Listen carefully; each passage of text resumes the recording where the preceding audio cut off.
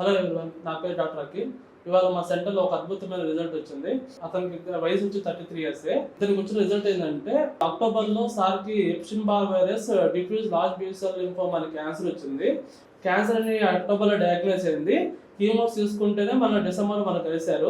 డిసెంబర్లో కలిసాక అతనికి మన పెట్ సిటీ తీసినప్పుడు చాలా లింఫ్ నోడ్స్ ఇన్వాల్వ్మెంట్ ఉంది, బోన్లో కూడా క్యాన్సర్ అనేది ఇన్వాల్వ్మెంట్ ఉండడం జరిగింది.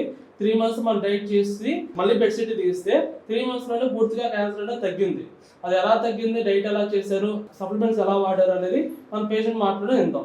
డిసెంబర్లో డయాగ్నోస్ అయ్యాక ఒక కీమో ఇక్కడ హాస్పిటల్లో తీసుకోవటం జరిగింది. ఆ కీమో తర్వాత చాలా side effects, chemo related side effects అవన్నీ నన్ను బాగా వీక్ చేయటం జరిగాయి.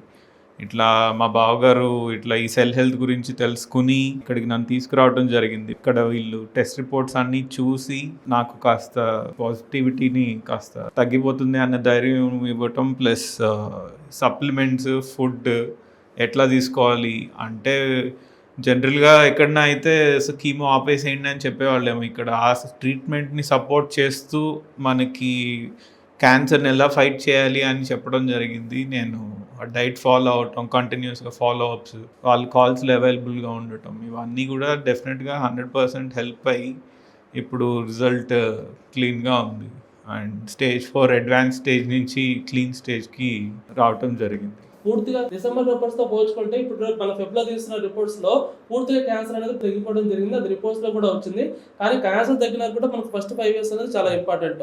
ఈ 5 years లో ఎవ్రీ 6 months 1 month డైట్ చేసుకుంటూ ఉంటే ఆఫ్టర్ 5 years మీకు 99% క్యాన్సర్ వచ్చే అవకాశం చాలా తక్కువ.